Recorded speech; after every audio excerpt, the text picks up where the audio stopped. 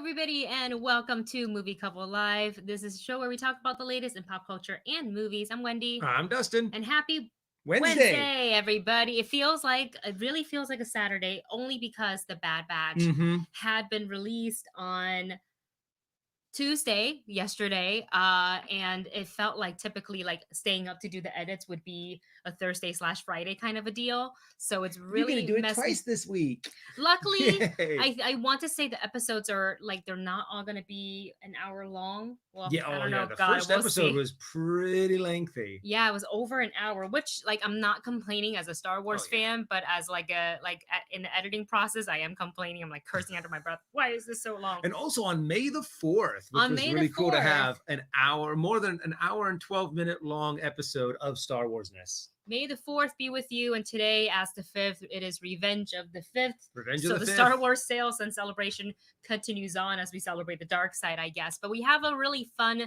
show coming up for you guys today. We're talking about Marvel Phase 4, all the announcements. We're also going to be talking about the Bad Batch, our spoiler review for episode 1. Called Aftermath. And of course, Disney has unveiled a realistic lightsaber. We're going to take a look at that and so much more on today's show. You guys, welcome. Thank you all so much for being here. We always look forward to chatting with you guys every Wednesday and every Saturday about whatever it may be. If you enjoy our topics today, if you enjoy the conversation, if you're here, you just want to support us right here on YouTube, go ahead and give this video a thumbs up. Really helps us out on that YouTube algorithm. And we've already got a super chat coming in. Woo! So we got to get to it real quick. Of course, from Marvin! Marvin, Woo! thank you. Thank you so much, Marvin. Marvin writes book recommendation. Oh, yes. Hold on, I got to take a picture of this. Because last time it was something different. Written by... Oh, wait. Okay, sorry. Okay, that's okay. Thanks, Marvin. All right, Marvin writes book recommendations. Legend of Tariq or Tarek We'll by find out Walter D. Myers. What storylines do you want in future Marvel phases? I want Brood, 2099, Space Whales, and what's the last one? The Empet. I'm not actually sure. I'm not actually sure not about familiar. that one. That does not ring a bell for me. But of course, there are many storylines in the Marvel comic, continuity that I'm like, I'm not quite familiar with that. Yeah. But in Phase 4, well, we kind of already know what storylines that we are getting. We're getting Multiverse of Madness. Yes. Which hopefully we'll get like a little bit of Mephisto. It was Mephisto all along. I think that would be an interesting storyline to develop some of these other characters that people have been dying to see, especially after WandaVision. I'm excited to see what they're going to do for Fantastic Four because we know. Oh, we're diving in already to that. What storylines do you want in Marvel phases? Yeah, I guess. Oh, future Marvel phases. Future Marvel phases. Yeah. So I guess so we already know what we're getting for a little bit for Phase 4. I'll tell you what I want right off the bat. I want to see what they do with the mutants. Oh yeah, right off the bat. That's it. That's probably the top on most people's list, is to see what they're going to do with mutants. How are they going to squeeze the X-Men in there? How are they going to make it so have mutants finally just shown themselves, kind of a thing? Or have they been hiding this entire time, in the woodworks, to where people are like, oh, they're these, superpowered individuals, not knowing that there's actually this entire race of people that have special powers. Really refreshing. Got a box of water here that I found in the fridge, and I was like, oh, I forgot we had this sitting back there, because we usually just drink water from the tap and put it through a Brita filter and filter. But no, that one's refreshing. So yeah, definitely the X-Men. I would love to see them do Galactus. Okay. I would love them to actually have Galactus, not a fart cloud coming to eat the earth kind of a thing.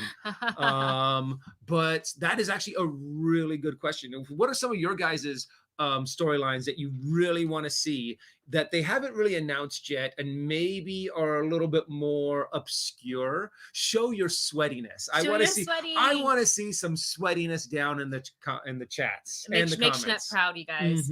Marvin writes, implate or is a vampire zombie like mutant. Okay, give me that. That's right. That sounds like right up my alley. Let me go back to his super chat just so I can have it back up. Another thing I would want storylines, and I know they're slowly working on this already, but kind of a more fleshed out Spider-Verse. So I know we've tiptoed we're kind of tiptoeing into, not just Miles Morales, and obviously I want more of that. Yes. But I also want to see, you guys have heard me say it many times, Spider-Gwen. More Spider-Gwen. I need Spider-Woman. I need Silk. Yep. I need the ladies up in here in the Spider-Verse, and like basically all the characters we got to see in oh gosh, Into the Spider-Verse. Yep. I feel like they were introduced for a reason, and there's no reason why we can't get more of them, even if they do it on a TV show, like Marvel and Sony teaming up together and putting it on Disney Plus, which makes perfect partnership, and they can do these little one-offs and flesh out these characters a little bit more, like the adventurings of them. And each episode, kind of like a what if, can focus on a different one. Yeah, but I also really love Marvin's 2099. Also, Marvin put into the super chat Onslaught. I would love them to do Oh an Onslaught wow. storyline, but that one's going to take some build up because you first have to develop the X-Men, Charles Xavier, Magneto, and then finally the entity Onslaught. So that would be something very much much into the future. I messed up. So that is a storyline that we can see. We already know that Kang the Conqueror is confirmed. Yeah. That we know we are getting that, which is I'm super excited for. Jack definitely put in the Young Avengers, and we've already kind of seen that being built. The foundation for that. Miss So Marvel. that is to meet Eli. So we know that's a possibility coming through. The Dark Benjamin the Great, Dark Avengers. That one I would like to see as well. That is a really cool storyline. Age of Apocalypse from Marvin. These are some really that's what's great about Secret Invasion. the Marvel Cinematic Universe is the fact is that there's so much material that you can pull from, and as soon as you forget about one storyline, someone else goes, well, what about this storyline? And then you're like, yes, I want to see that as well. I love some of these suggestions and like Did you reminders. Read Debbie's yet? Well, where is Debbie? Debbie's? I have it up right here. Debbie says Daughters of Liberty with Sharon Carter, Oh, Bobby Morse, Misty Knight, Jessica Drew. Like there's so much more to explore, and I feel like it's just taken so long to kind of get here, where now with Marvel, that with the help of TV via Disney Plus shows, we're going to be able to get so many other cool stories that starts to make their way eventually into the MCU. Like maybe first they'll have to exist in a TV show, and then they eventually go into appearing in a movie. And I figured out why. I just now figured out why I feel like I'm sitting taller than Dustin, even though I'm not. It's because our camera. Is it a little crooked? It's just slightly, because I was adjusting it this morning and then I bumped into it right before we started, so it's slightly like tilted, so it's a little bit taller. Here. Well, I will do this to make it now seem a little bit more straight. But the things behind us aren't straight. Can you see? Oh yeah. This is what happens when you. Well, what if we just lean? Film in your make-at-home studio. Hold on, just lean to your left. Yeah. Does that kind of work? Now it just looks weird because now my body's a little twisted. Stupid. But yeah, I mean, the Brood, I would love to like what Marvin's suggested. Also I think Phalanx, the robotic aliens that come down and they're able to assimilate they're able to assimilate organic matter. And the one thing that's really difficult is that they're not able to quite simulate mutant matter, because for some reason, since there's that mutation in there, they're kind of like, we cannot compute. So mutants are fighting these organic aliens that are trying to take very much like the Borg kind of a thing, but instead of Marvin just said Borg. Yeah. He also I like what he said here. Won't happen. It won't happen. We don't know. You don't know. It could happen. Manifest it. But I'd love to see the amalgam storyline, which he has brought up. Marvin's brought up before, which I think would be cool. And I think it'll be before long if they just give Marvel time to flesh out. I feel like in their like R&D room or whatever it is that they all the stuff goes down, they think of like Murder Board, but not Murder Board. It's all the Marvel characters saying, how are we going to proceed to these characters? Because what I really like with what Marvel is doing is it's being created by people who are passionate about the source material. They Yes. grew up reading certain characters, or they're super like they're a little bit newer. They just kind of ventured into the comic book world, but then they went down the rabbit hole. And now they're obsessed with certain characters. Like, this is a great story. There's so many great stories in here. We have to tell it all. So I feel like it's all in works. It just needs to make sense. You can't just put in a character because we like a character. I mean, heck, 5 years ago, I would have never have thought that we were going to get Secret Invasion. I know. You've been saying it since the first time we saw. When I read the first time I read the comic book, I was like, I want to see this as a graphic movie. novel, and we were like, "Isn't it be cool?" And then all of a sudden, now we've had Civil War, we've had Infinity War. Who would have thought that we had Civil War? Remember when we first thought, "Oh, we'll never get Civil War because Marvel will never get Spider-Man from Sony." And now look what happened. And now we get Wolverine. And now we're getting a Wolverine. I mean, I want to go back to that Dennis sketch oh so my bad. God, that's right. Dennis Zen made a sketch talking to was a parody sort of a thing. Who was it that played Kevin Feige? My friend, Steven. Oh no, Steven, I've forgotten your last name. My good friend Steven. But I mean, honestly, just the Steve fact Young. Sorry. Okay. Is they did a great job on just doing a spoof off of Kevin Feige's like, I'm getting all of the Marvel characters back. And at first it was like, welcome home, Spider-Man, you're next Wolverine. That's literally how, like, Dennis is Illuminati. Yeah. And we want to take this quick minute to say happy birthday to Francisco.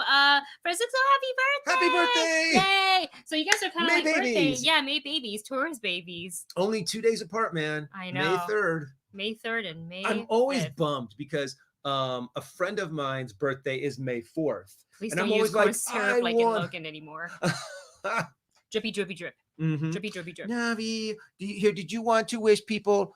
Oh yeah. Did you want to wish Francisco a happy birthday? Happy birthday, Francisco! I'm so happy that you're having a wonderful day. That's Revenge of the 5th. That's really cute. That's really cute. So you guys, on today's show, we're talking about so much. But before we dive into all the fun topics, a couple of announcements up top. I don't know how many of you guys was over at the Outlaw Nation channel last night, John Roca's YouTube channel, but we did announce our new show. John and I are starting a new show that's going to air on his channel at 3 p.m. PT. It's called John and Wendy Explain the World. And basically what it is we're taking the biggest news within the pop culture and movie world of the week, where we talk about it. We'll talk about different trends.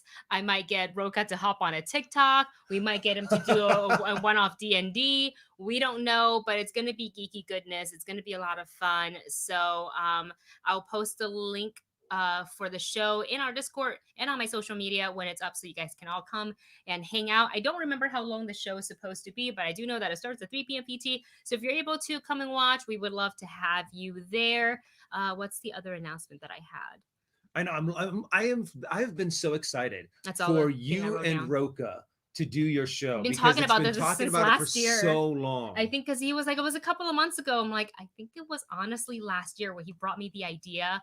And there was just so behind the scenes, look, we were going to actually launch this tour at the beginning of the year, but there were some unforeseen circumstances that kind of came in, and I let him know. And we actually kind of like talked about like, well, if we're not sure, let's just like delay it, which gave our graphics designer some time to come up with a really cool intro video that's on John's Twitter. So cool. If you want to take a look, for you guys to see it. Very like cinematic and cool. So yeah, come by, hang out. We'll still do live streams here. Don't think that there's just one extra show, that I'm on takes away from this, because I feel like this vibe is also totally different, even though we may talk about similar topics. So just wanted to put that up there. We're all nerds here. So. We're all nerds here. The show you did was 2 hours and 14 minutes. Right. That was Outlaw Nation. So that's like a John's Tuesday night show he brings on a different guest. And then also his viewers come on the show, which I think is pretty cool.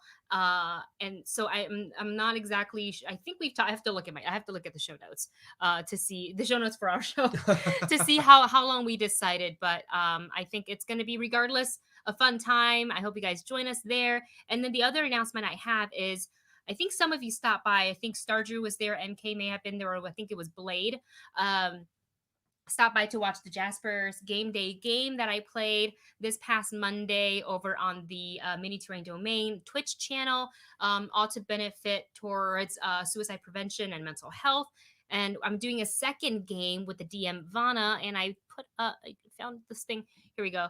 Let me take the banner away. So this is the second game that I am playing for Jasper's Game Day. This is going to be on Hearthsinger Games Twitch channel with Megan, Lucky, myself, and Vana will be our great DM, and we're playing Pathfinders, and this is going to be so exciting. And this is coming up next Monday, 3:30 p.m. It says EST, so I guess that means it's 12 o'clock for me. And I have to admit, the first Jasper's Game Day that you did turned out super cute. It was a lot of fun. The fact, and I have to admit, Wendy did some amazing improv and story building, and took the story off in a little bit of an opposite, and a little bit of a detour to something that just ended up being absolutely adorable, and everyone was having so much fun. Gift shop. It was So if a you get a Candlekeep, Candlekeep mystery module. It was a lot of fun, and they were kind of like, so what's if you were at the Candlekeep library, what would be the first thing you go to? And I'm like, the gift shop. Because that's very much, I feel like, the same as me, a little bit of myself and a lot of my character. Like, she would 100% want to bring back some souvenir for, you know, her family and friends, and share, or maybe boast a little bit that she went to the Candlekeep. So that's what it was. Jack says, when will you and Dustin do some DMD streams together? We I are would love not to. sure, unless Dustin wants to run us through a one shot with Roka, and maybe I can bring in one other player that we know. Honestly, I wouldn't mind doing that. Have, you know, what is that called? Break Roka in, so to speak, into the world of D&D He's and already said he tabletop wants role to. He playing. said, can he play a dwarf because he likes Gimli? Oh, okay. So we can build him a We dwarf. can give him some kind of with a dwarven hat. character. But he can have like a And he can have southern, an outlaw a southern drawl. You know, it'd be kind of fun if we made him Robert and Vanessa too. That'd be crazy. You know what? Make him kind of like a Yosemite Sam character, but as a dwarf gunslinger. I'll have to run it through him and see if he's okay with that idea. I've never actually had a gunslinger in one of my campaigns. Yeah. Whether I've DM'd it or what is that called? Or either played in it. So I think it would be really fun to have Roka as a gunslinging dwarf. Absolutely. Oh, Ben Bateman can. That's right. I just found out Ben Bateman hosts a podcast focused on Magic the Gathering. Oh. I didn't even know he played. Like we could have been doing this. We could have had a whole ass game night. When we got to see these. I just didn't know. So I maybe have to and also send him a little text we've message. Been thinking about exactly what Black Bono Lala has been saying, which is to get some Fall Guy. Yeah, into our. Well, there's so many things that we want to do. They're delaying the Switch. What is it called? The Switch. The release game. on Switch. Yeah. So until that comes out, because I think it's available on the PlayStation, but we still have a PlayStation 3. We haven't upgraded yet, so I don't know unless it's available on Xbox One, then maybe I can get my capture card working. But we do want to play. I'm a little scared because I'm not good at jumping games and any sort of games like that, so it'll just be me falling a lot. But things like that will come. We're just still in the work process as well, as Dustin, kind of figures out, well, not figure out your work schedule, kind of know your work schedule. It's just really us getting used to that work schedule all over again. So that's all the announcements I have for up top. And with that said, let's go ahead and dive into our news flash. And first item up. So since we're talking about the Bad Batch spoiler discussion, because I think we actually never finished our intro. I think we got sidetracked. It happens. But the Bad Batch spoiler will kind of, as we normally do with WandaVision and with Falcon and the Winter Soldier, we're saving it for the later half of the show, just so if you guys haven't had time to watch it, because it was, one, it's a long episode, two, it was only released on Tuesday, that if you need like a second to watch it, you can at least join us for the first part of like nerdy news, pop culture discussion, and then you can depart if you would like to stay spoiler free, so you can watch the Bad Batch on your own. So that is coming later half of the show. So please save your any sort of like spoiler type comment for the Bad Batch till towards the second half of the show. I feel so bad if something gets spoiled for someone that has not gotten to see it OMG, yet. exactly. Because there's a lot of cool stuff, but we're saving it to the end. Where is I didn't even put it up. Hold on a second. That's all right. All right, it's okay. I'll just say it. So one of the news that we got is that we have now a first look at House of the Dragon, and they put up a few photos. So we'll go ahead and show them to you here, this looks, sorry, it's not cropped correctly, but this Oh, it's fine. looks pretty fantastic. Just obviously, this is based on George R. Martin's Fire and Blood, the series. This is set about 300 years before the events of Game of Thrones, and it tells the story of House Targaryen. So I think it's a stacked cast. And if we want to go ahead and take a look at the other characters, we've got Toussaint here playing. I don't know how to say the name correctly because I don't remember how it's pronounced in the audio book, but it is so Steve is playing. I gotta find the name. Fantasy Lord names. Lord, oh gosh, Corlys, Corlys. Your guess is Valerian. I think it's how you pronounce it. So sorry if it's Valerian, like Valerian Steel. So I wonder if he's who's also known as the Sea Snake, who later becomes a hand to the Queen Targaryen during Dance of the Dragons. So that's one of the photos, and then this might be my favorite because we get to see Matt Smith, the Doctor, as the Prince, as Daemon Targaryen. Which I think, for me, it's really weird to see him with white blonde hair like that. Yeah. It's really weird. And I know we can kind of say the same about Emilia Clarke because she is a brunette. But the thing is that I first saw Emilia Clarke in Game of Thrones. Yeah. So with you gotta her light know blonde, her. ashy blonde hair. Right. So I got to know her as like the blonde with the dark eyebrows. And I think if I had seen her photo prior to seeing her on Game of Thrones, I would have been like, oh wow, like she looks great as a blonde. But I think with Matt Smith, I'm so used to his his original hair color that seeing him in this sort of ashy white hair is throwing me off a little bit. But regardless of that, really love him as an actor. Really excited to see this, and we also, of course, have the House of Dragons. Fire will. I so badly want to just start doing, the theme song to Game of Thrones, I but I'm know. like, do you think? Don't. I know that the YouTube TOS might say do like, I don't know, strike us down or something like that for humming the music, so we just don't risk it. Do you think though they will change the theme music? Actually, probably they'll probably alter it just a little bit. I think play that but backwards. That might be a possibility. Though even though that would probably still sound completely different. However, I'm not opposed to them changing it, but I think a part of me wants to hear that theme music so bad, because even though you've seen the title scroll 100 times in Game of Thrones, you still kind of want to watch it again to see which new cities they put in on this city this season, or we're now our adventures are taking us here. So I'm excited for this because I also think they're putting it in a good time place. They're making it so, since it's 300 years in the past, or 300 and something years in the past, it makes it so all of these people obviously died before Game of Thrones. But to see this adventure, to see how everything evolved, and also I would love for them to kind of acknowledge them going, wait a second, our dragons aren't as big as they were before. The fact that they are talking, because they say in original Game of Thrones, not Lannister, the head Lannister that Tyrion, his father, shot. Oh yes, okay, we got him. Yeah, thank you. The fact that he was talking about, the smallest one was right here, and it was no more the size of a dog, kind of a thing, the skull of the dragons, and to kind of talk about what's going on, how are we losing this magic, and I'm curious. Tywin, thank you. I mean, honestly, I just saw that clip. I was going like through YouTube, watching a whole bunch of Tyrion's daddy. Watching just a couple cool scenes with Tywin, because I gotta admit, he's an awesome character.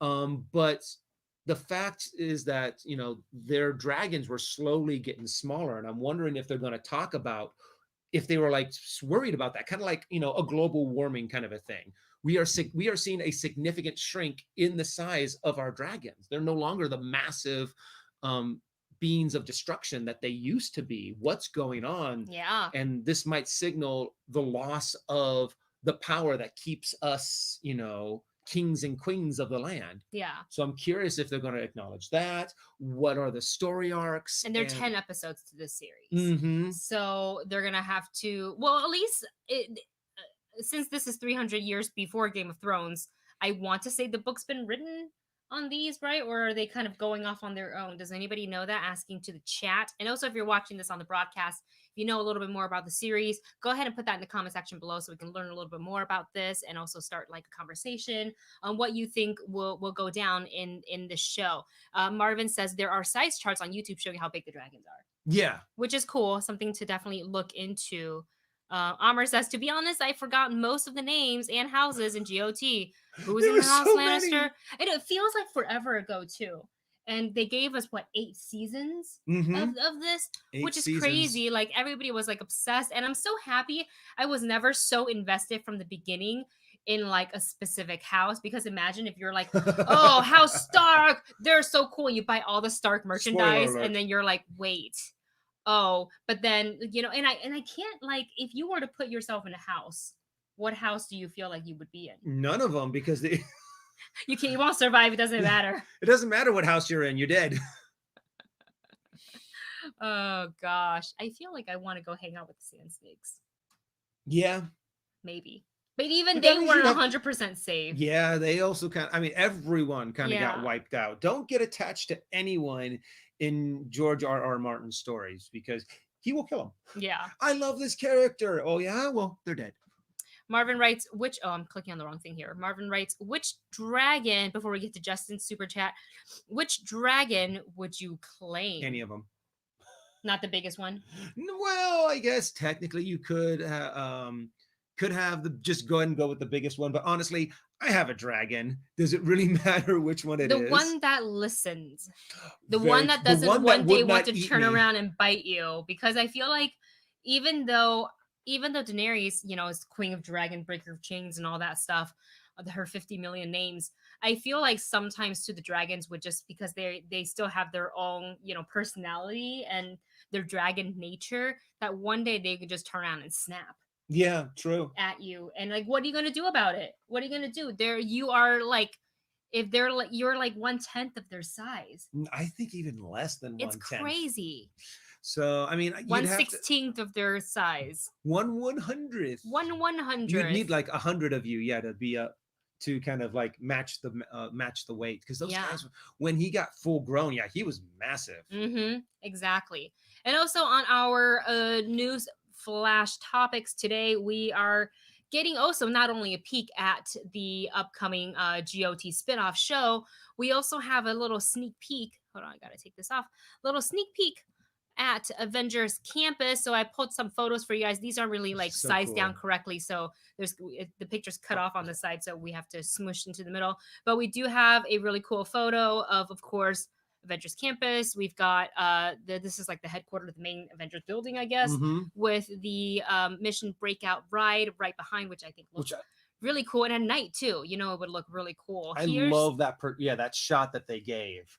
And here is another photo of right in front of the Guardians of the Galaxy ride, but that splatter on the floor, I believe it's like little ooze or whatever from the collector. Or something like that. That's like drippy droppy. So we haven't seen any of this yet because obviously we're not allowed to be in this area. But I know my friend Christina Radish from Collider posted, I think it was on her Instagram or on her Twitter. I think she got to do a little like, she showed this on her social, and as she was walking, I was like, is that a hidden Mickey? So there's a hidden Mickey somewhere in there. Oh, I'm sure. Which naturally, it's a very Disney thing to do. And of course, we have a look at the Doctor Strange, the Sanctum, the ancient Sanctum. And I know this is Doctor Strange, but every time I look at this, all I see is like a D12 or a D20. I just want to like take it over there and be like, roll! Natural 20. Natural 20. And then you get arrested. No, natural 1. Natural 1. Critical fail. We also have this building right here. This is the Stark's motor. And we actually, if you go into California Adventures and you stand across the way from this, where they do like the wine and cheese tasting. If you just go up on the ramp a little bit, you actually can't kind of take a peek at this, the very top of this. You can see the Stark lettering right on top. And then we have, of course, the web wall. And I'm guessing this is right by where you would like enter or write the line queue for for the new the Spider-Man ride. for the web slingers. And this is Mm-hmm. probably one of the like things I'm most excited for is I love me some Disney food. So this is in the Pim Test Kitchen, and I love that they're using the oversized cans to kind of filter through the soda machines, and the oversized, not oversized, but they Enlarged. enlarge them so that they can use it in there. And that's just really smart, really fun, I think, decor for Mm-hmm. Pim Test Kitchen. So we're so excited about that. Dustin and I will get to go June 8th. I'm so Can't wait. excited. I can't wait. It's going to be a lot of fun. We'll probably take our camera with us so we can show you guys Oh yeah, we'll definitely be doing like at least a vlog or or something. something. If they allow us, kind of a thing. What do you mean if they allow Oh us? yeah, it It's says it's open open to the public. So yeah, it's definitely, we can take some videos. We ain't no getting no take some- private tours. Oh, great. Grace just sent over some information on treadmill that I wanted. Oh, I've been trying to get into that treadmill game, and I was asking her about her treadmill, all the details and stuff on it. So she was like, "Here, she sent me the link." So we had a nice little FaceTime, not in person, but like on the iOS, a little FaceTime chat with Miss Grace Face, which is always nice. but I'm super excited for this. Yeah. With Avengers Campus. It's the fact that we were expecting it last summer, but of Mhm. course, what happened. Naturally. And it's just one of those things that I've been gnawing at the bit for this, for an entire year, 2 years, ever since they announced it and we saw them starting to build it. And especially I'm probably most excited to see that flying Spider-Man. Yeah. The real flying robot that everyone's been talking about. Oh yeah. And that web shooter ride.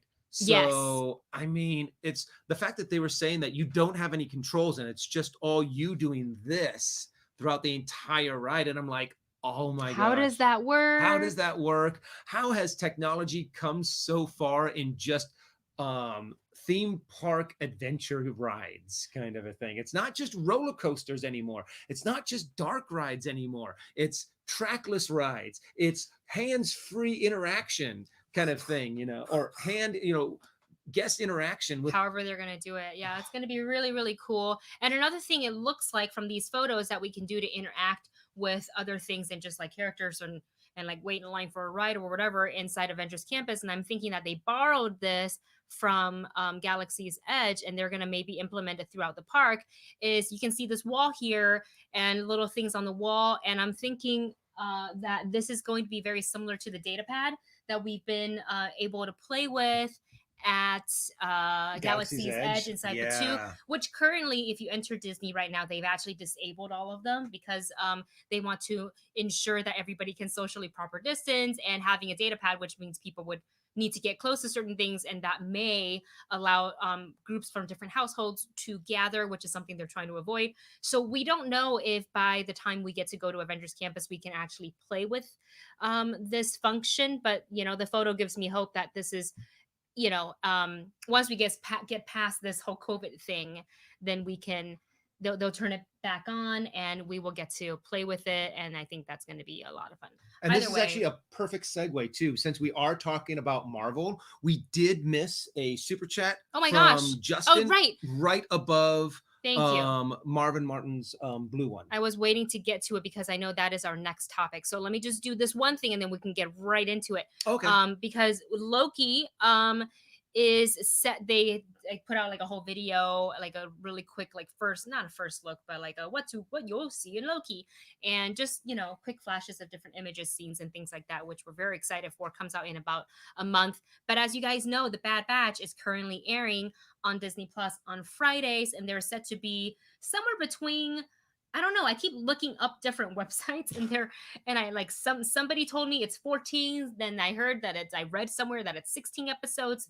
So either way, a lot of episodes. And I was thinking like, oh, they're going to run into the potential like possibility of airing both The Bad Batch and Loki on the same day. So they had a whole cool video where Tom Hiddleston kind of like interrupts the feed, and he's kind of like, well, we're just going to move it to Wednesday. So now we get Marvel Wednesdays and Star Wars Fridays on Disney Plus. Yes. So Loki will be airing on Disney Plus exactly on June 9th, which I guess I'm going to do 2 all-nighters per week now then.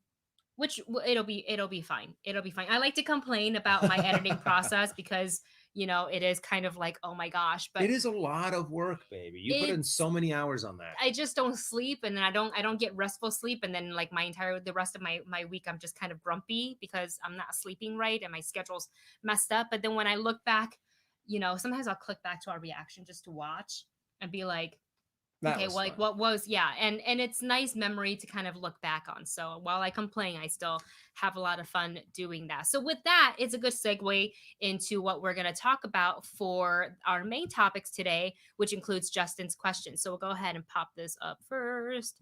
So let's talk about Marvel Phase 4. And as you guys know, they put out a nice video and it said, Marvel Studios celebrates the movies, and you guys saw our reaction video already, so I'm not going to repeat what we saw, but they did show us Am I like, incredibly geeking out with my well, it was also your birthday, so you do whatever I you got a want. cool. You got a cool birthday present from Thank you, Marvel. Marvel, for my birthday present. So upcoming for Phase 4, we all know the long anticipated, delayed way too many times, Black Widow solo Black Widow. movie. I know, and we're getting Shang-Chi, we're getting the Eternals, which who knew we were getting any sort of clips from that. And I've got to say, Angelina Jolie looks stunning.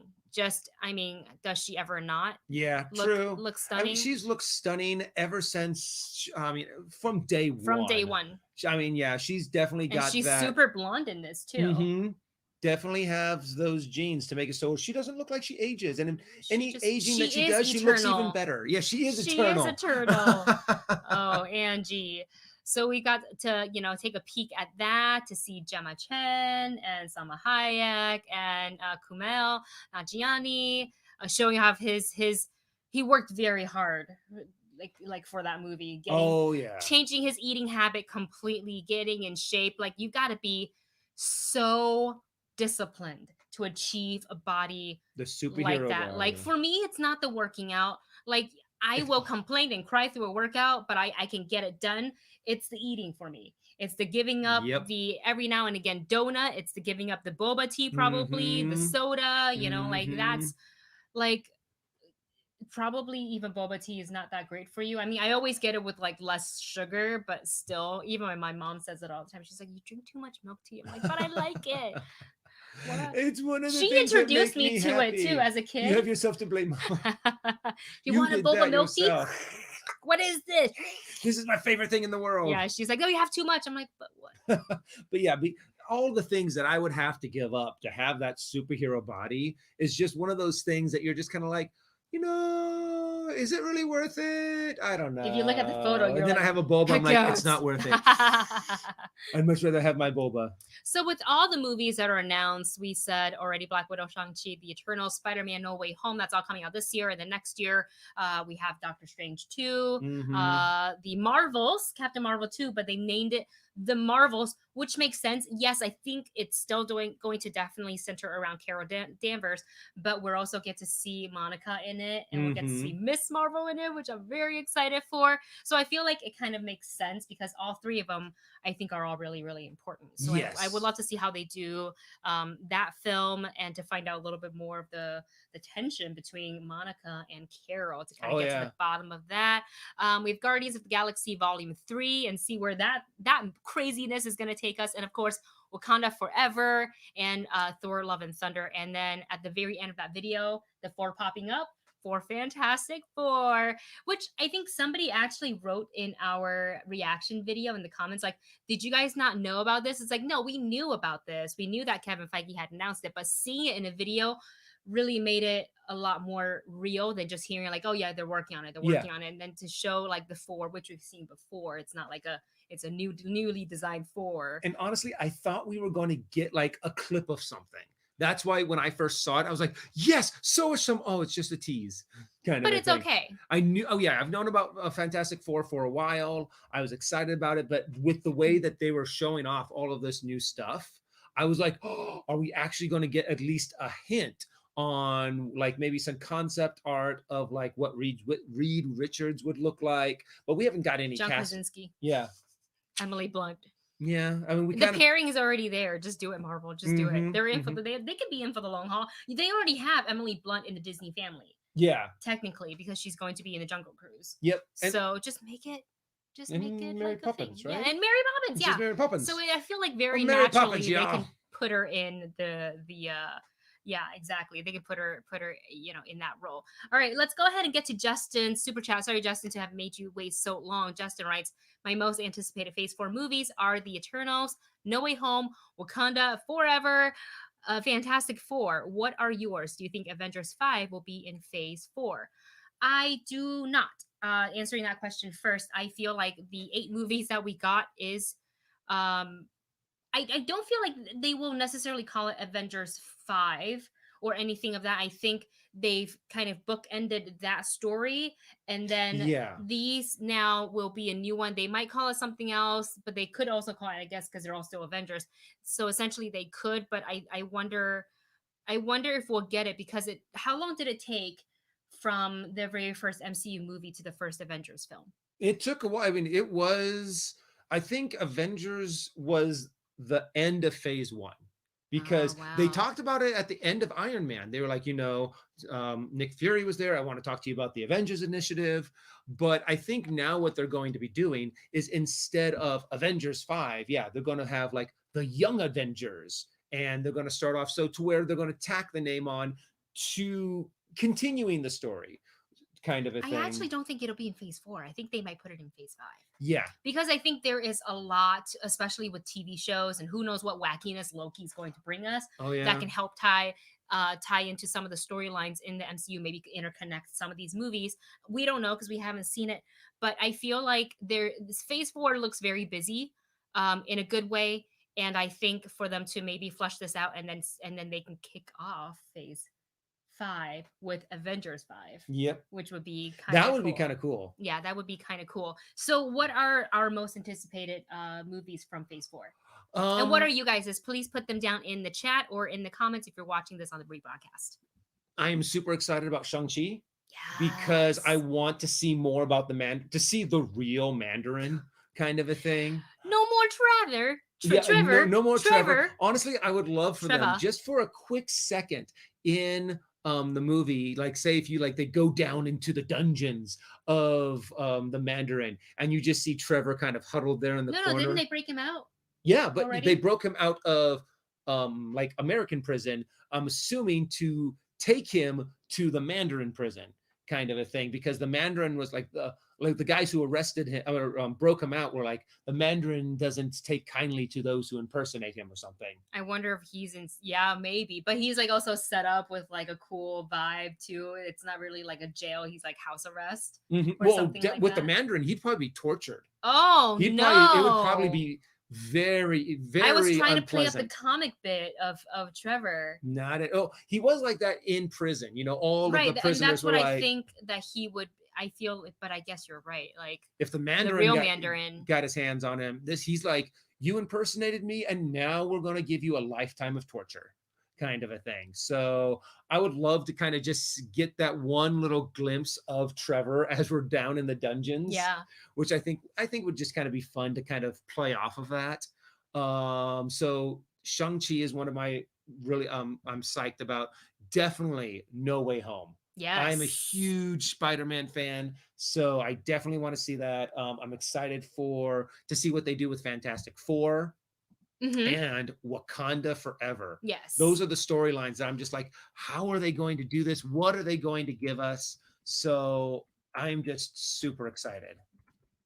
I thought you were going to keep talking. I'm super excited for those.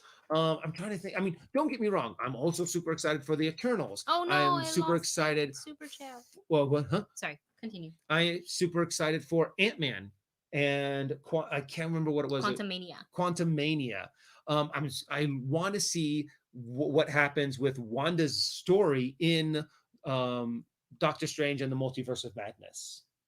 So it's hard to pick my favorites, but I'm just excited to get back in to a Marvel phase kind of thing. Yeah, and I love that to end the video that they brought, the tagline was "We'll see you at the movies," and that really made me feel like, yeah, I want to go to the movies. I feel like Dustin and I, our first movie back to like a public theater, well, to any theater honestly, in over 400 days would be Black Widow. Mm-hmm. Like, I know we can watch it on Disney Plus. Well, I watched on Disney Plus just so they can get a little bit of the money. Sure, even though they already have a lot of my money, just keep spending money at the theme parks for Disney merch, Disney Plus, whatever else, which I'm happy to, to support. But I like am really ready. I want to see Natasha get her solo movie, and I want to see it on the Which big she screen. should have gotten way before Endgame, I personally think. I think that Yeah, should have been a movie that they brought out, before, spoiler alert, absolutely. they killed her, kind of a Yeah, thing. And absolutely. killed her for good, the fact that he was like, I It's tried to bring her Papooey. back. I Yeah. tried. And he just said, no, the stones would not let me bring her back. I still don't want to believe that she's like actually dead, but I guess we will wait and see how they handle that. We have a Oh wait, I didn't give my answers. Sorry. Oh yeah, your most Oh no, I anticipated. lost Justin's Oh, you can't go up? thing. No, I Well, you can still. can't. What were your most anticipated? Phase 4? Yeah. I mean, I could go the easy way and say all of the above, but that wouldn't be fair. That wouldn't be a fair answer, even though I am very equally excited for all of them. But I would say, aside from Black Widow, which I've been waiting so impatiently for, and it's getting so close, so I can't wait to see that, I would say Doctor Strange 2, That's a because good of all one. the little teases that we got from what could happen in it. The multiverse is really exciting. Knowing that Scarlet Witch is going to be in it is very exciting. Not betting on seeing Nightmare or Mephisto. I'm throwing that into the trash can because none of those theories worked. Anyways, Dun, dun, dun. so maybe a little bit of Agatha. Who knows? Just like a quick little cameo. I think that would be cool. So Black Widow, um, Doctor Strange 2, Shang-Chi, and I will probably say Wakanda Forever. Yeah, that is definitely on the top one up there. Yeah. Just to see, I'm dying to know how they're going to handle the tragedy. Yeah. How are they going to work around it? How are they going to make it fit into the storyline of Wakanda? Yeah. So, and plus, I would love to see Shuri as Black Panther, kind of a thing. Mm-hmm. So I'm Absolutely. super excited Oh about my gosh, seeing that I didn't too. realize what time it was. We need to get to the Bad Batch. Oh, well, Holy here, we still crap. have some super chats. I know. I'm gonna run through them. So this is one from Marcus. Marcus, thank you so much for your support. Marcus writes, I was so awestruck by that Marvel sizzle reel. Same. Mm-hmm. It brought back so many memories. What clip or scene from the montage hit you the most? You go first. Oh, that's honestly I seeing think the we're on gonna your say left. the same one. Yep. On your left. I've actually gone back on YouTube and just watched that scene. It's like, I want to see that scene again. And I just watch it, especially when all of the Avengers are running forward and you see Ant-Man do that slow punch into the Leviathan. I'm just like, yeah, I just geek out. And it's one of those moments that it's like, we have been building up to this moment for years, and we get to see Avengers assemble, seeing Captain America wielding Mjolnir, seeing all of these Avengers come in and fight and just smack down all these bad guys. And I'm just like, I loved it. And it got you emotionally going. And then it hits you, oh, by the way, here's a whole bunch of new stuff. Yeah, that was really cool to see all the new stuff. So aside from what Dustin just mentioned, because that also got me too, and I love that they showed it because this person was very obviously recording in a movie theater. But I would like to think that they weren't recording for pirating purposes, that they just wanted to record like, holy shit, this is the moment. Yeah. This is the big moment, and like, let's go ahead and like show the crowd reaction, which is why we all love being in these type of movies and the movie theater setting in the first place, is to share that excitement and love that we all have for this fandom. Other clips I would say hit me the most, I would say seeing the Eternals, just because it was a very surprise factor. I was not expecting for them to give us any sort of like a look into the Eternals or anything else. And then I would also say the title reveal for Wakanda Forever and for the Marvels, because I was kind of set in my head that they were just going to call it Black Panther 2 and Captain Marvel 2. So it was a nice little surprise that like, oh my gosh, we did this. And just the whole sizzle reel in itself, it really made me feel like I was sitting in a Hall H Marvel presentation. I felt really tired afterwards. Like I ran a little marathon, but it was a lot of fun. Yeah. Next super chat we have is there's one up higher, I believe. Got it. Oh, And it fits sorry, in perfectly. missed it. Nash, Nash, thank Thank you you so so much much, for your Nash. super chat. Nash writes, I would love to see Killmonger in an alternate reality for Wakanda forever. So if they Mm-hmm. indeed get to play with the multiverse, they get to play with the timeline, which they could because Doctor Strange is coming before Wakanda Forever, I believe. Yeah. So if that's the case, and I think we actually talked about this on the Outlaw Nation show last night, is would we want to see Killmonger brought back? And I said that I wouldn't want him brought back in like this reality and this universe, but if the Killmonger in other various timelines, if he exists, and he obviously wouldn't have faced the same fate because every Yeah. timeline is a little bit different, then I wouldn't mind exactly what to what Nash is saying in that capacity. Just because I love that character a lot, Yeah, he I did such love an to amazing job. see exactly what Michael B. Jordan would do with a different type of Killmonger. Your intention and your personality might be a little different if you even if you look the same. There could also be an alternate reality to where Killmonger was actually the original Black Panther. Black Panther, and it was T'Challa that was the orphaned child, so to speak. So there is a thing like that you can kind of do. Instead of him being killed in a different reality, he was actually arrested. So I'm really curious to see on what they could do with that. Yeah. But the storyline, the story that they had for Killmonger was perfect. It absolutely was perfect. I mean, I really didn't want to see him die because he was such a good Marvel villain. Mhm. And, you know, there's not all Marvel villains fit into that category, Yeah. but for the most part, yeah. He's a great villain, though. Yeah. He's a really, like, probably one of my favorite villains Mm-hmm. in the Marvel cinematic universe. And then I'm going to jump over Chris's super chat real quick just to kind of stay in the Marvel theme. And then we'll hop right back to Chris's super chat. Sounds So good. this one comes from Amr. Amr Thank writes, you, Amr. Thank you. He writes, so the idea of a standalone Hawkeye movie or TV series can be put to bed, right? I think so. It is such a shame, but I'm still going to hope that happens in phase 4. Well, the good thing about the Hawkeye series that we are getting a Hawkeye TV series, but Yeah. it's just going to be, I think, kind of him passing on the torch to Kate Bishop. Yeah. That's what it's kind of seeming like. I don't know. I think all I've seen is like the unofficial set photos of the two of them, but like, you know, seeing Haley Steinfeld in her like Kate Bishop outfit, which looks really cool. So I'm very excited. But as far as standalone Hawkeye movie, I don't think so. Yeah, I think he's in a good place right now. He's kind of like, okay, we've saved the world. Everything's somewhat back to normal. I'm retiring. I've been trying to retire. And now I'm going to go spend time with my family. My best friend just died so that I can spend time with my family.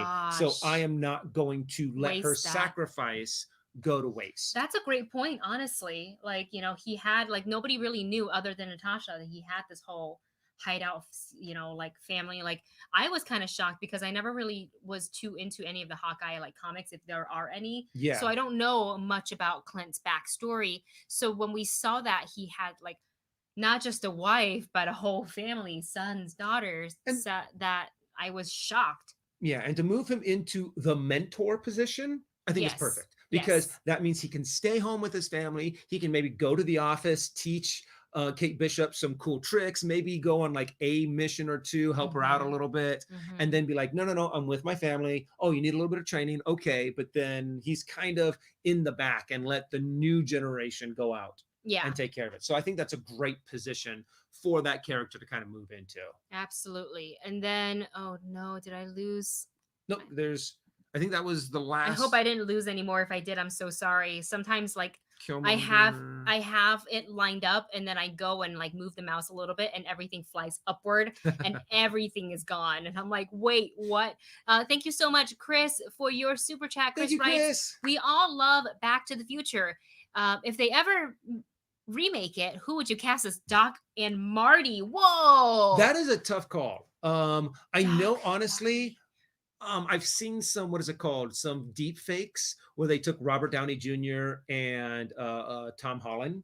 Okay. And I'm kind of like, that's kind of a cute mashup. And that would, Tom Holland's a great choice. Yeah, I think Tom Holland would for actually, Marty. I think he would make a pretty good Marty. Yeah. Because Marty and Peter Parker aren't that dissimilar. You know, they have similar traits. They have similar traits. And I think Robert Downey Jr. could pull off a good what is that called? A good Doc Brown. The only problem is Doc Brown isn't as all of Robert Downey Jr.'s characters kind of ooze this self-confidence. Always Too much kind of charisma. he has a Plus 5 lot of charisma yeah. to Robert Downey Jr. Robert Downey Jr. just has that natural charisma appearance to him. Trying to think. And I'm thinking that if it might come out a little too much if he portrays Doc Brown, it wouldn't be a bad choice. No, it wouldn't be But a I bad choice think at you all. could dig up someone else who could do a really good Doc Brown. And you don't want it to be a carbon copy. Because I think a David Tennant would be cool for Doc Brown. That would actually Doctor be to doctor. From one of my favorite one doctors. time traveling doctor to another time traveling doctor. Then that's it. It's settled. David Tennant and Tom Holland is our picks. You guys let us know who your fantasy casting is for if they were to ever remake Back to the Future, who you cast as Doc and Marty. And don't forget to thumbs up this video if you're enjoying the discussion so far. We're about to dive into spoiler discussion for The Bad Batch. I just want to make sure. There was somebody's question that I saw and I had to highlight it and now it's gone and I don't know if I can find it again. Let's see. Oh, wait. Debbie just wrote Tom Holland and Nathan Fillion. Ooh. Nathan Fillion I feel like he's a little bit young, but so is David Tennant. Aren't they about Well, the and same not age? only that, but Nathan But why not though? Honestly, I mean, yeah, you can make him look a little bit older, and also Nathan Fillion. Chris Hemsworth. I mean, I think he's in pretty good shape from the what is it called? From being in The Rookie. But yeah, I think you make him, you whiten his hair, and he can play. I kind of think that kind of goofy kind of character pretty well. A goofy Doc, kind of thing. Ooh, that would be fun. What are some of your other guys' recommendations? I think both Blade and Jack put this down. Hold on, comments is scrolling. I'm going to lose it again. Jack and Blade wrote Peter Cabaldi as Doc and Chris Pine as Marty. if Chris, which one's the dorky, the one from Guardians? That's Chris. Which Chris is that? Guardians of the Galaxy? Yeah, Chris Pratt. That's Chris Pratt. If Chris Pratt was a little bit younger, yeah, I feel like I need Marty to be a little bit younger. Yeah, he almost needs to be a Morty kind of character, like he needs to be in high school. He needs to be a believable high school character. You can cast, honestly, like pick somebody from. Oh, who's the character's name? The actor's name who played Jesper in Shadow and Bone. Oh, he wouldn't be cast anybody from Shadow and Bone. You know what? That would Ben be Bones kind of fun. as the Doctor. No, I don't want to see that. Then you can also play with race in that too. Yeah, why not? Why not? I mean, there's nothing in Marty's character that says he has to be a certain race. Yeah. So I think that would be fun. We're right now, I'm kind of stuck in what they kind of looked like from before. Mm-hmm. But you could really play that. Just do a huge casting call. Navi, she's squirmy. You are super squirmy. It's time to go bye-bye. Go lay down. Go lay down. She's like, I've had enough of you guys. As soon as I stopped that's what she said. petting her, she was like, Daddy, pet me. So, but yeah, honestly, I also am a little torn. Do I really want a Back to the Future remake? Because that is one of the trilogies that is every single movie was awesome. Yeah. In that saga, in that series. It's one of those gambles. If it's good, I want it. If it's not, don't do it. Yeah, absolutely. And I kind of to your point here, a couple of our chats from comments from the chats here by Rututu and by Wasted Poe. Rututu writes Millie Bobby Brown as new female Marty, and then followed by Wasted Poe writes, to be honest, this is a case where I like if they gender switched Marty that way, which Marty can be a universal name. I know girls who are named Marty and vice versa.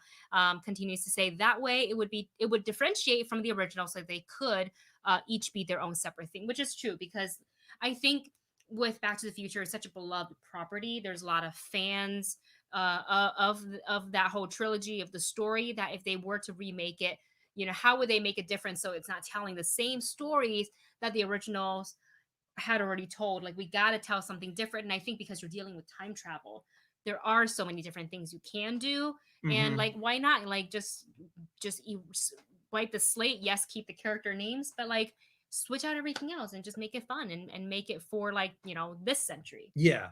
So I think that would be fun to play. You know, they, instead of going back to the 50s, they're going back to the 80s, kind of a thing. And they would be going to like maybe 2050 or 2065. Daniel Bras, the dog, he's got to dance. He's got to do a little dance. Avanja, right?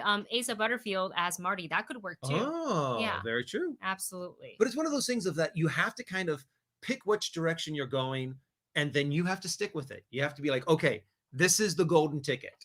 And I think it's just going to be really hard to figure out exactly how you want to handle it. So, and no matter which direction you go, you're going to get a backlash.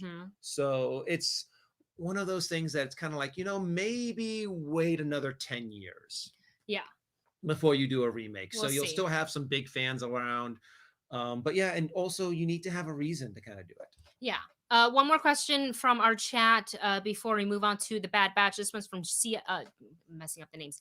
JCL, who writes, who do you think did more for Marvel, Stan Lee or Jack Kirby? Ooh. Well, Stan Lee wrote a lot of the comics. Yeah, and also Stan Lee was a huge influence before, even up to the moment that he died. Yes. Kind of thing. And he's still a huge influence. Like, tell me you did not tear up when you heard, you know, like that them using his voiceover in that Marvel video. So I would say right off the bat Stan Lee, but please don't let that as a like me taking away from any of the beautiful work that Jack Kirby did. No, very true. Both men are so legendary. If you I think, do we have any of the Jack Kirby stuff? We probably do. We actually don't have any of the comic books in here. We actually have it all in the living room. And I was looking at it the other day. I realized we have all of our comic books up on the top shelf, where they should probably be closer to the bottom. because the shelf is starting to bend. That's already happened once. You had to fix it. Fix the shelf. We were watching TV one day and we heard a crack, and it just one of the shelves go like that, and all the comic books started to slide. I'm like, no. It's like the Titanic. No. Stop it. So let us know who you guys think, Stan Lee or Jack Kirby. Honestly, the honest answer would be probably both, but you know, specifically to answer that question, I would say Stan. Drop likes, people. Yes, Vanja, thank you for saying that. If you're enjoying our video, our live stream, and our conversations, before we hop into the Bad Batch spoiler discussion, go ahead and hit that thumbs up button. Really helps us out here on the YouTube with the algorithm. Spoilers. And yes, let's get into some spoiler territory here with the Bad Batch episode 1 spoiler discussion. This was a long 70+ minute episode. This is entitled Aftermath, and it indeed showed us the aftermath a little bit, just a tip of the iceberg of what happens after Order 66. And I did love that at the very beginning they kind of showed they didn't waste time. No, they didn't. Aside from the quick intro that the typical voiceover that we get for a Star Wars animated series, which I love, because also in the past, like with Clone Wars, as we got later on, and as Ahsoka started to, you know, step into like more and more into the front of, like, it would be like Ahsoka Tano or whatever, but they always said it as Ahsoka Tano. That's how he always said it, Ahsoka Tano. So we got to see them execute Order 66, and we got to see a young, I don't want to say Kanan because technically he's born Caleb. Yeah. So, but for us, Dustin and I kind of laughed at it because we were excited, but we were laughing because it's the voice of Freddie Prinze Jr. We know he later becomes Kanan, but the voice, though slightly younger, I felt it was still kind of like mature and deep. I was like, he has a kind of a raspy voice for a young Jedi. And it absolutely would not make sense if they decided to cast a different actor to voice young Kanan / Caleb when you have the voice actor obviously ready to record. So it would not make sense, but I just thought it was really funny because I was like, his voice is so like mature, and they're only going to do, I'm age. pretty sure they're not going to bring him, well, I guess they could totally. Totally bring him back when he's younger. Not? But I don't think they are. I think they did that as just kind of a little bit taste, a little bit of a kind of like a, hey guys, because it does also differ from what happened in the comics. Yeah. So, because the Bad Batch weren't in the comics. So that was a deliberate choice that Disney I took. thought that was interesting because I thought they were talking about like everything is kind of like one canon. So this kind of retconned that a little bit. Yeah. So I didn't read the comics, but I did read that the fact that the Bad Batch was not at all mentioned in the comic books. So that's interesting, and I think it takes away from the person who did help um Caleb get away, because later I think they met up with Kanan and he helped Kanan get away from something, and where it says it's to right the wrong that we did or something like that, and now it kind of takes away from that whole thing, which Yeah. is, this is just something I found in the comment section. So I find that very interesting And yeah, and that they I'm did part of that. yeah, part of me is kind of like, oh, that was cool to see him, but yeah, it does kind of pull some things away and lessen some of the other impact of the story of the original story Hmm. that I thought, they didn't really need. They could have put some other Another Jedi. Jedi, but I think everybody wanted to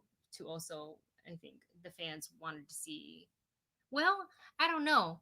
I guess if we hadn't seen it in the trailer, would it matter if we did or didn't see Caleb? Right? Yeah, So, and oh, actually, they didn't ever show that. I'm thinking back to season 7 of of us seeing Caleb and his master. I think that's what I'm getting confused with. So yeah, technically, I guess you're right. It could have been any other young Jedi, but hmm, maybe this one just had a lot more of an impact because was the last thing she said to him was run, uh-huh, and that she was just was true. overwhelmed by the troopers in Order 66. But regardless, the 5 made a very epic entrance, Uh-huh, made a as lot they of always noise, do. as they always do. They send in Wrecker first, and then everyone else Wrecker, I have to followed. admit, Wrecker's starting to become one of my favorite. He is definitely the barbarian in the group.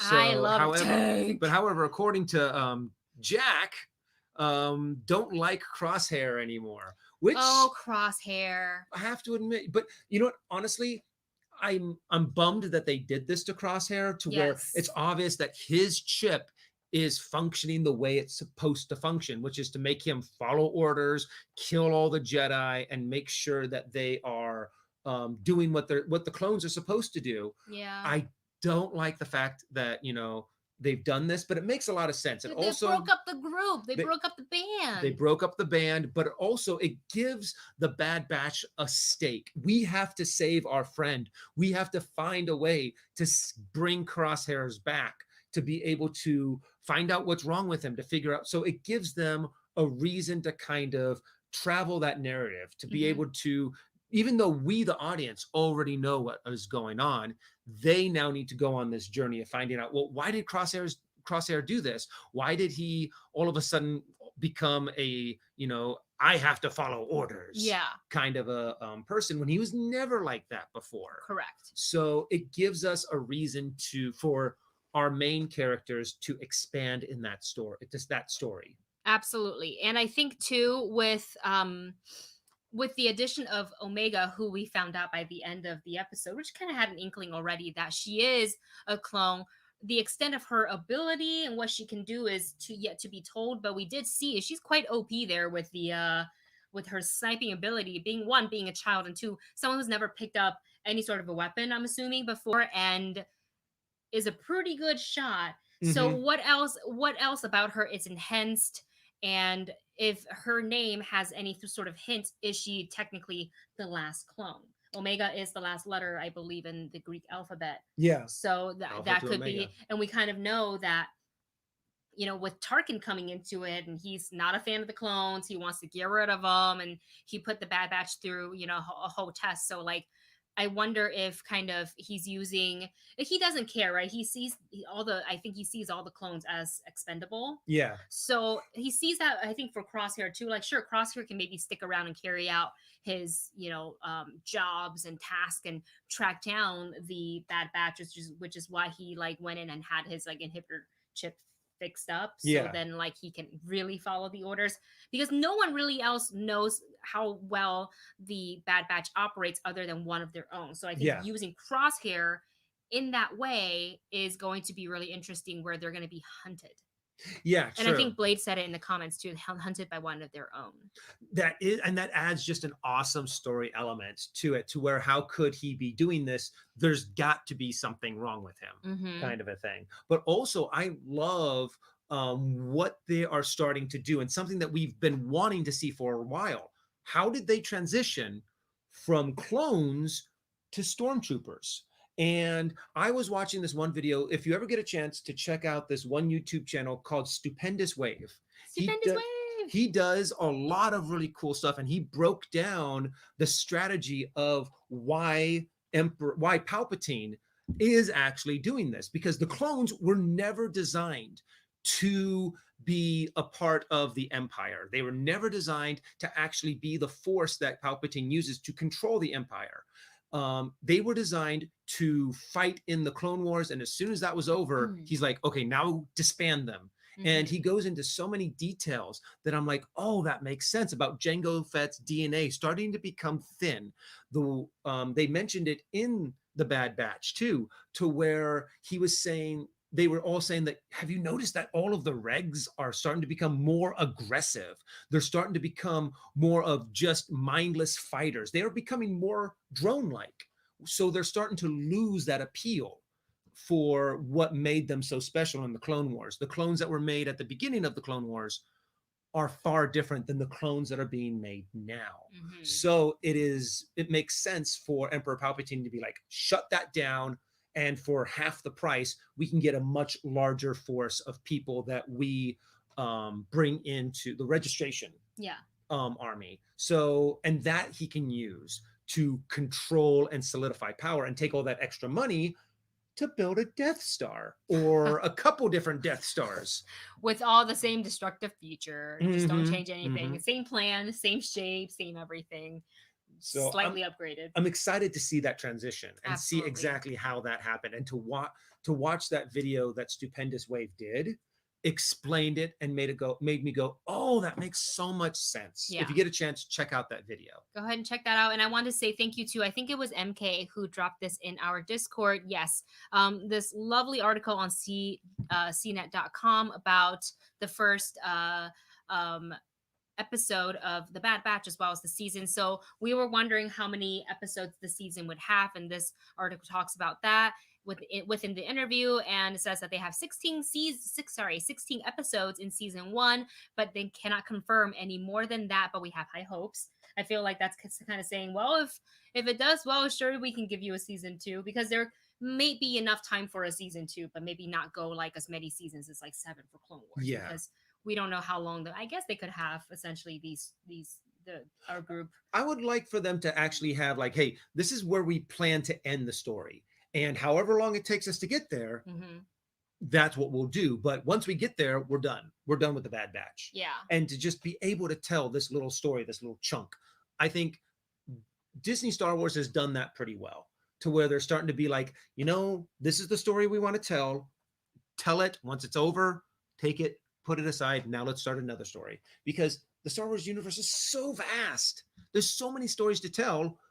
Let's start telling a whole bunch of them. Yeah. And they also touched on in the article the reason why we saw that they picked Caleb, and I'm not going to pronounce her name correctly, the Jedi Master, Deepa Bellaba. Philip, am I saying it correctly? I have no idea. Oh, I thought it was a confirmation when you said I was like, oh, I said it correctly. I'm not 100% yet. So sorry if I'm saying it incorrectly, but they say, we always knew we wanted to start off with Order 66, seeing it from the Bad Batch perspective, and and we knew we were going to have a Jedi and a Padawan in there, so a lot of talk went into who it was going to be and why. And as they were developing the pilot, oh no, sorry, that's a whole separate thing.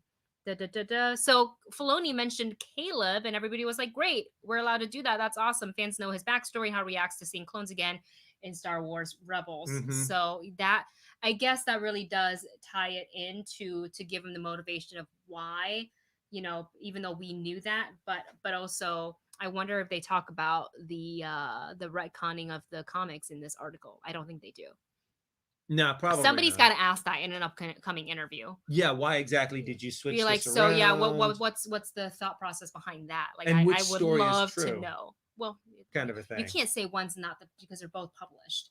Touché. They're both true. It's just, I think that's why some of the fans are kind of voicing their frustration about that. It's like, you put this out in the comics, it's a really cool story, but then you kind of feel like they retconned it for the TV. Like, I don't have a problem with both existing, but it can be a little confusing. Be like, well, there's this, but there's also this.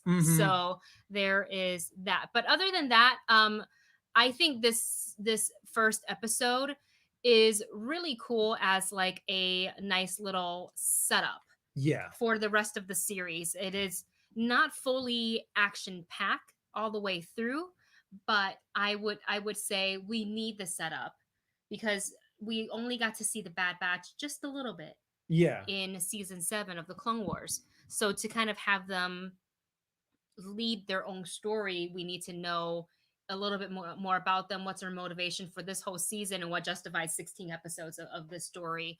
And I just can't wait to see who they're gonna go see on J19 Yeah. in the reaction video, which I think I linked it in our video description of this video. If you want to check it out, there's a lot of really great fan theories about who they're going to go see with a name that I cannot remember or can pronounce correctly. So I'm not going to say it. But if you want to go ahead and check that video out, it is below. What else do we love about this episode? Let's see. Tarkin, Omega. Yeah, well, I'm really curious about Omega. I'm really curious about what they're not Geonosians, the Caminos. Thank you.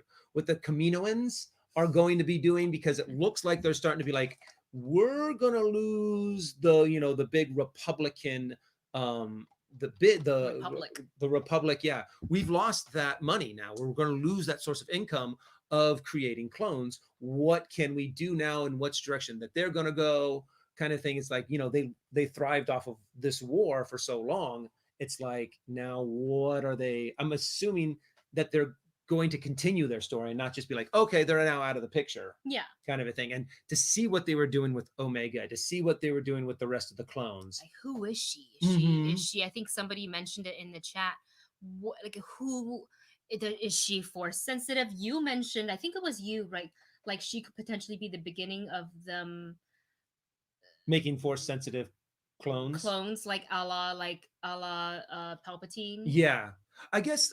Which I don't think this ties in directly with that, but this could be if they find out more, if the Empire finds out a little bit more about Omega, and if that is true, that there's a little bit of like force sensitive, and then they can start the like, well, we want this experiment, we want that. Well, and that makes sense too, because they could tie it in a little bit more with the rise of Skywalker. Yeah. To where this is the technology, the beginnings of the technology that Emperor Palpatine used to bring himself back, and to also to create Snoke, kind of a thing. And Omega is technically the beginning of them using that. And want to take a quick minute to say thank you so much to Gary B. Your channel intrigued me, so I subscribed. Thank you so much. Thank you so much. I'm glad that we are intriguing. Welcome to our crazy nerdiness. Thank you so much. I think Blade's got an interesting point here. I just got to find out. So Blade writes, could Omega be force sensitive clone with Jango Fett DNA? And writes, never fired a blaster before and nails the perfect shot. Has incredible instinct and etc. Yeah, but like she seems, and it's interesting because she's so young, like she's a child. Yeah. So she has that innocence of like, well, hello. Maybe she's not from Jango Fett's DNA. Maybe she might be. The hair color's different. The hair color's different. She's also female. I don't think there's been any female clones yet. So they've all been male clones. So who else could it be? Maybe it's a combination of different DNAs.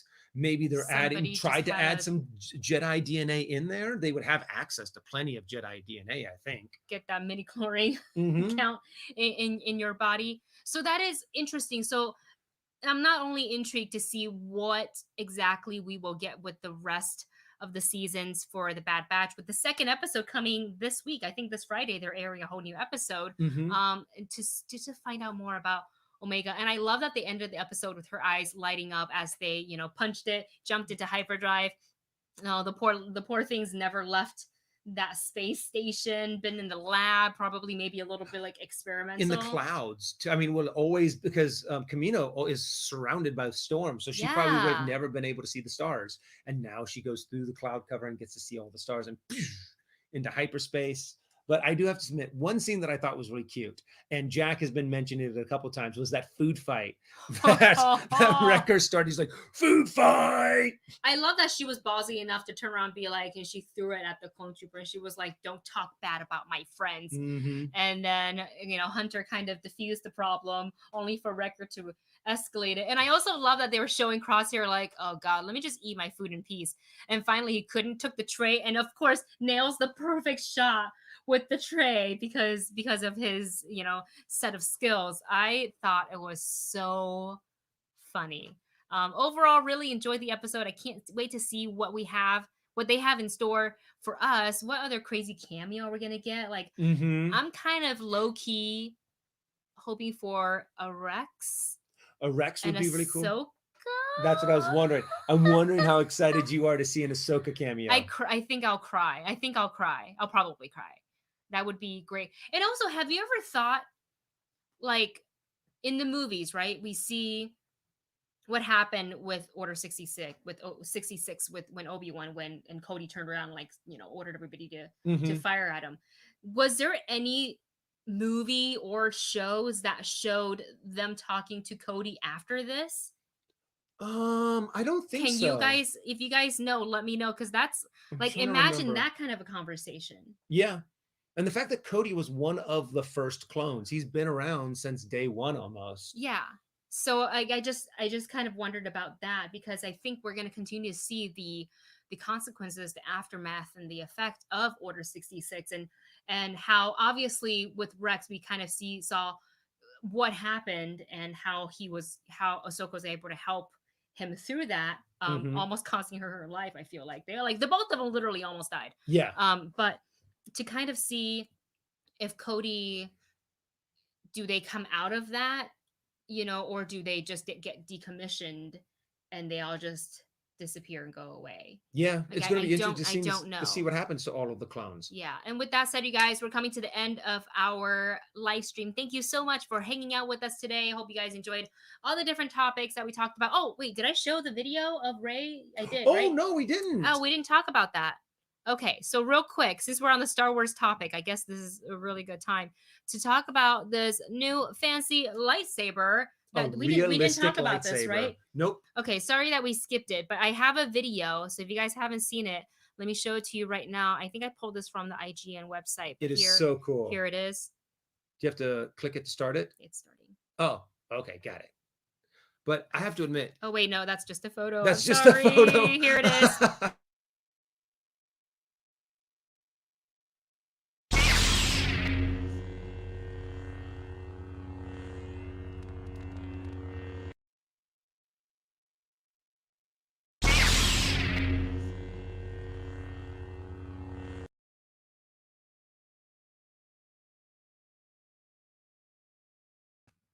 How cool is that?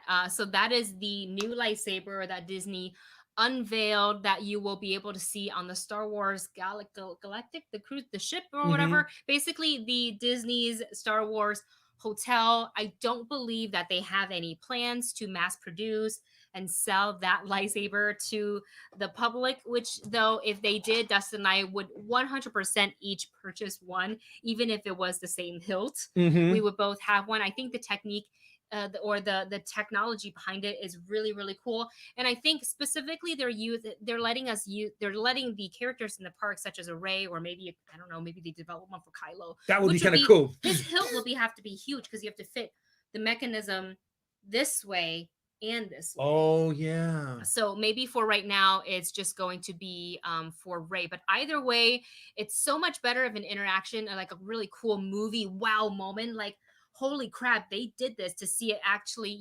ignite and extend in real life, rather than like, here, I'm gonna carry on this whole thing, because real lightsabers don't technically exist. But with Disney Magic, they created this. Soon they will. Soon they will. It's the most desired movie prop ever, movie weapon ever, I think. Yeah. And yeah, so sooner or later, they're going to develop a real lightsaber somehow. Nash says, looks dangerous. Makes sense to why she didn't carry it around. So it doesn't really ignite. There is some sort of a technology that's inside the hilt that kind of pushes it upward, and then you have the LED light tape that's on the inside. So essentially the blade is the same, but it's the way that it extends is what's really cool. So I think it kind of rose up. Yeah, kind of like a tape measure. Like a little tape measure, and it goes. So I think for like just on our personal opinion, this is not a statement from Disney or anything like that. Just looking at it, I think this is definitely a kind of a hero lightsaber, as in it's great for pictures. You can definitely swing it around and do a little bit of movement.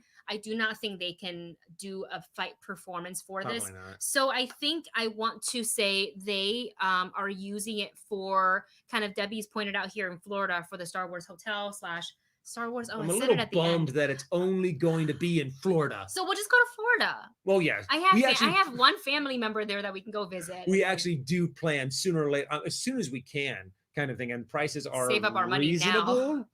Yeah, we're going to be spending like a week at the Star Wars hotel.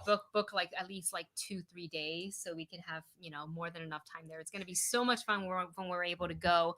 But they're, I believe, using it for character interactions, things like a Jedi training, so Ray can look super cool and she comes out on stage and does the ignition of the lightsaber.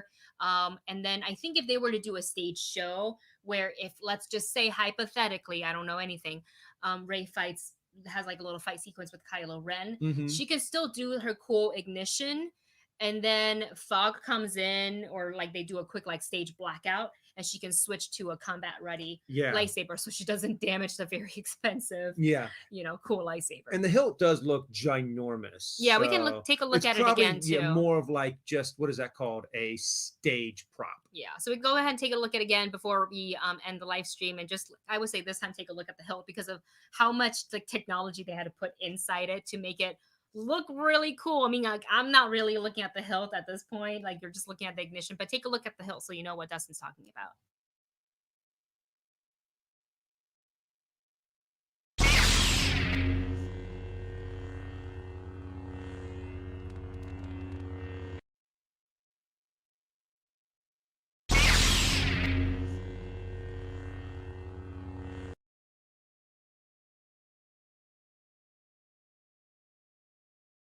I do feel like it is bigger than like our Anakin slash Ray lightsaber. Yeah, the hilt of it, because it looks like she's doing this, and she's covering the bottom part of it. Yeah, so she's holding it like this. But either way, it doesn't matter. It looks cool. I wish I had one. And if they ever mass produce this for the masses, like, you know, that waiting list is going to be long, and we're going to try as hard as we can if they ever made one for us, not for us, but for the public. We definitely try to get two. Well, you guys, we've reached the end of our live stream. Thank you so much for hanging out with us today. Sorry that it's an extra long one. I didn't keep a good eye on the time this time around, so I apologize for keeping all of you. But thank you for tuning in. We hope you enjoyed this video. As always, don't forget to like, share, and subscribe. We will be back on Saturday with another live stream, with another, I want to say, if there's another Bad Batch episode releasing this week, then we will see you guys for another round of the Bad Batch spoiler discussion. Stay well, be happy, and we will see you next time. Bye, everyone.